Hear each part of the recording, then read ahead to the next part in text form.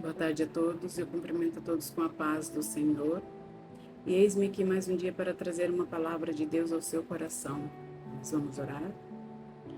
Pai, em nome de Jesus, Senhor, eu consagro a Ti, Pai, mais um dia, Senhor, fazendo este vídeo, Senhor, para honrar o Teu nome, para glorificar, Senhor, para Te exaltar, para glorificar o Deus vivo, o Rei dos reis e Senhor dos senhores, o Senhor Jesus, meu único e suficiente Senhor e Salvador, Pai. Ah, Senhor, que o Espírito Santo de Deus fale através de mim, fala comigo, fala por mim. Ah, Senhor Espírito Santo de Deus, eu te dou total liberdade para me usar conforme lhe apraz, que esta palavra possa trazer vida ao meu coração, ao coração dos nossos irmãos, em nome de Jesus. Amém. A palavra que eu venho trazer para vocês hoje está no livro de Isaías 6. Foi ali quando Isaías ele foi chamado para servir ao Senhor. E vamos ler o capítulo 6 de Isaías, a partir do versículo 1, o chamado de Isaías. No ano em que o rei Uzias morreu, eu vi o Senhor assentado num trono alto e exaltado, e a aba de sua veste enchia o templo. Acima dele estavam serafins, cada um deles tinha 6 asas, com 2 cobriam o rosto, com 2 cobriam os pés e com 2 voavam, e proclamavam uns aos outros: Santo, Santo, Santo, é o Senhor dos exércitos, a terra inteira está cheia da sua glória. Ao som das suas vozes, os batentes das portas tremeram e o templo ficou cheio de fumaça. Vocês podem imaginar essa visão esplendorosa, essa visão magnífica de poder observar o trono de Deus e serafins voando ali ao lado do trono de Deus e declarando Santo, Santo, Santo, com 6 asas. Que visão magnífica, que visão poderosa é essa? Eu me pego às vezes a pensar, como será que Isaías reagiu, né? Como será que ele conseguiu se manter em pé, né? Diante de uma visão como esta. Então gritei: ai de mim, estou perdido, pois sou um homem de lábios impuros e vivo no meio de um povo de lábios impuros. Os meus olhos viram o Rei, o Senhor dos exércitos. Logo, um dos serafins voou até mim, trazendo uma brasa viva que havia tirado do altar com uma tenaz. Com ela tocou a minha boca e disse: Veja, isto tocou seus lábios, por isso a sua culpa será removida e o seu pecado será perdoado. Então, Isaías, como qualquer ser humano aqui na terra, ele tinha os seus pecados, ele tinha a sua culpa, e mediante a visão que ele teve do Senhor, ele logo pensou: certamente eu morrerei, porque eu sou pecador, tenho lábios impuros, vivo no meio de um povo impuro, e eu vi o Senhor dos exércitos, certamente eu morrerei. Ele se apavorou com aquela visão, ele gritou: ai de mim, estou perdido, pois vi o Senhor. Mas um dos serafins trouxeram uma brasa viva do altar do Senhor com uma tenaz e tocou nos lábios de Isaías, e ele foi purificado, a sua culpa foi removida, os seus pecados foram perdoados. Então, quando nós realmente servimos ao Senhor, abandonamos os nossos pecados e pedimos perdão, o Senhor nos purifica, Ele nos santifica com as brasas vivas do seu altar. Ele envia anjos para que nós possamos ser purificados, a nossa culpa perdoada. Mas para isso nós precisamos nos arrepender verdadeiramente. Então ouvi a voz do Senhor conclamando: quem enviarei? Quem irá por nós? E eu respondi: eis-me aqui, envia-me. Ele disse: vá e diga a esse povo. Eu estou aqui na versão NVI, mas tem a versão NVT que ela diz o seguinte: então ouvi o Senhor perguntar: quem enviarei como mensageiro a esse povo? Quem irá por nós? E eu respondi: aqui estou, envia-me. Ele me disse: vá e diga a este povo. Então Isaías, ali ele foi escolhido para servir o reino de Deus, para servir o Deus Todo-Poderoso, porque Deus o escolheu para falar como profeta aquele povo, como profeta a nação de Israel e a nação de Judá, porque eles eram um povo que estava em constante rebeldia, em constante idolatria, e o Senhor se desagradou muito disso. Então ele procurou ali na terra alguém que ele pudesse enviar aquele povo para falar a sua vontade, para proclamar o seu desejo, para proclamar a sua ira, para proclamar a ira da vingança do Senhor. E ele encontrou Isaías disposto a ser usado, a ser boca de Deus aqui na terra, a falar àquele povo, a dizer àquele povo que o Senhor estava irado, a trazer as palavras de Deus àquele povo ali naquela época. E da mesma forma somos nós. Muitas vezes Deus nos chama para que nós possamos ser boca dele aqui na terra, para que nós possamos pregar os mandamentos do Senhor, para que nós possamos levar a palavra de Deus.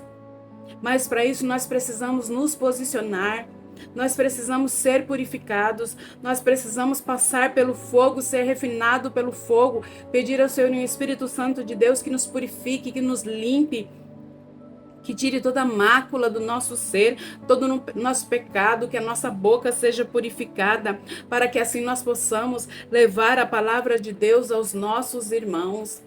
Então aqui Isaías, ele teve um posicionamento. Quando Deus chamou ele, ele não perguntou: ai de mim, o que esse povo vai falar, o que esse povo vai pensar, eles vão me caluniar, eles vão rir de mim, eles não vão acreditar. Não, Isaías não questionou, ele simplesmente obedeceu. Ele obedeceu, e quando Deus disse: a quem enviarei, Deus não perguntou nem se ele estava disposto, ele se ofereceu.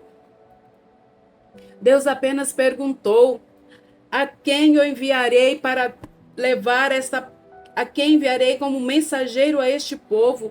Quem irá por nós? E Isaías imediatamente se prontificou, se dispôs. E muitas vezes Deus nos chama para falar uma palavra para o irmão, para dizer uma palavra que possa trazer luz na vida de alguém. E muitas vezes nós estamos preocupados. O que será que Bertrano, que Ciclano vai falar de mim? O que vão pensar? Vão me apedrejar? Vão falar que eu sou fanática? Nós estamos muitas vezes mais preocupados com o que a sociedade vai pensar de nós do que com o que Deus pode fazer através de nós e conosco, caso nós nos recusemos. Não dá para desobedecer. Muitas vezes você pode se negar a fazer um chamado do Senhor e Deus levantará outra pessoa, sim, porque a vontade de Deus, ela será realizada aqui na terra. Quer você aceite o chamado dele, quer você não aceite, Deus levantará outra pessoa, mas quem estará perdendo será você, será eu. Enquanto nós estamos preocupados com a sociedade, com o que as pessoas vão pensar de nós, Deus quer nos livrar, Deus quer nos libertar, Deus quer nos usar poderosamente para alcançar vidas à nossa volta. Muitas vezes nós não precisamos ser um pastor, estar dentro da igreja. O nosso primeiro ministério é a nossa família. E se nós pudermos salvar pelo menos aqueles da nossa família através da palavra do Senhor, já terá valido a pena, porque a palavra de Deus nos diz que uma alma para Deus vale mais que o mundo inteiro. E em Colossenses 3,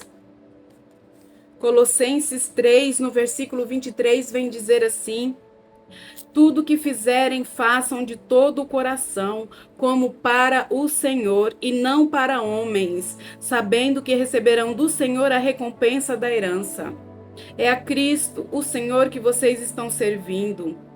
É a Cristo que nós servimos. A recompensa nossa nós temos que esperar é de Deus, é do Senhor Jesus e não de mãos humanas, não de homens. A nossa recompensa é do alto, a nossa recompensa é do Senhor. Muitas vezes nós seremos sim motivos de chacota, motivos de piada aqui nessa terra, porque nós estamos tentando levar a palavra de Deus, mas não se importe com isso, meu irmão. Não se importe com isso, porque o que importará é aquele grande dia. Quando você chegar aos pés de Jesus e você receber ali a recompensa pelos teus atos, porque você serviu ao Senhor, em vez de você ser lançado num lago de fogo. Naquele momento, as pessoas que te acusaram, as pessoas que fizeram chacota de você, as pessoas que te denegriram, não estarão ali para salvar a sua alma. É o Senhor Jesus que salva, é o Senhor Jesus que cura, que liberta, é o Deus Todo-Poderoso que é o dono da nossa alma. É a Ele que nós devemos servir, somente a Ele. E tudo que nós devemos fazer, nós não devemos receber de volta nada do ser humano.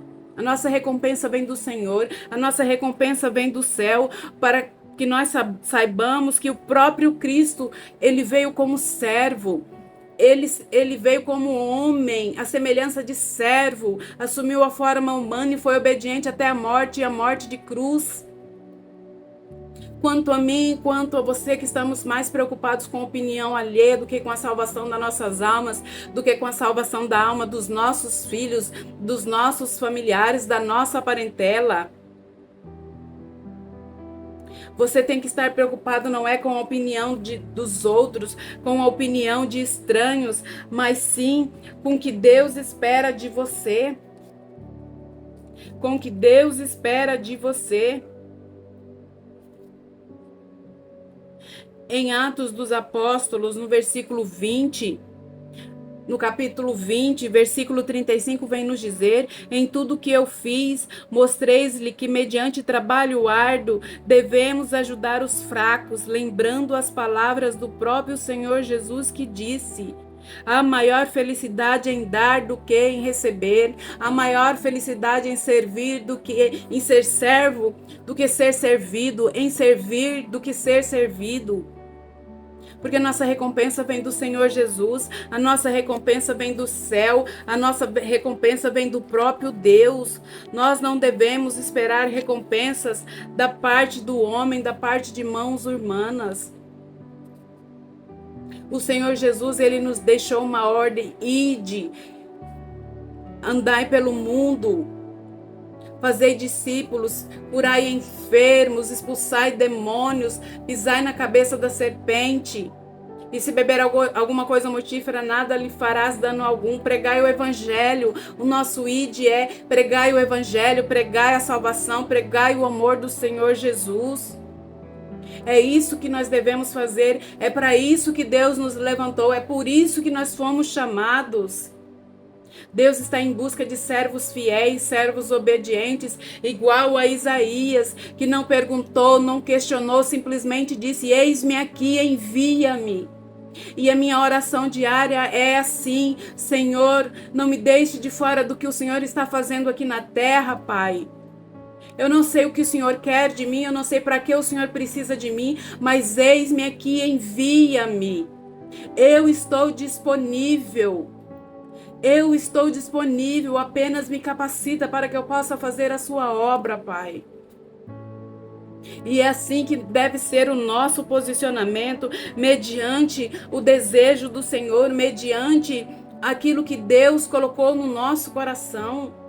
Às vezes você está esperando vir um querubim, um serafim, falar para você: Deus está te chamando, vai pregar na esquina, vai fazer trabalho na penitenciária, vai ajudar as pessoas. Não! Isso não vai acontecer. Quando Deus coloca um desejo no seu coração, Ele já te deu autorização, Ele já te chamou. Quando algo queima no seu coração, quando você sente uma necessidade frenética de falar a palavra de Deus, quando você tem um desejo de que as pessoas sejam salvas, de que as pessoas saibam e sintam o mesmo amor que você conhece, o mesmo Deus que você conhece. Em Mateus 20, no versículo 25, vem nos dizer o seguinte: Jesus o chamou e disse: vocês sabem que os governantes das nações as dominam e as pessoas importantes exercem poder sobre elas. Não será assim entre vocês. Ao contrário, Quem quiser tornar-se importante entre vocês, deverá ser servo, e quem quiser ser o primeiro, deverá ser escravo, como o Filho do Homem, que não veio para ser servido, mas para servir e dar a sua vida como resgate por muitos.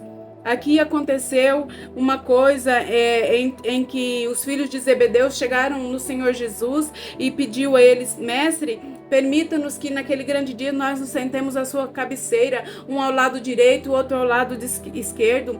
E Jesus disse: essa posição não cabe a mim, cabe àquele a quem o Pai escolher. Mas não se enganem. Entre vocês, aquele que terá mais valor é aquele que for servo.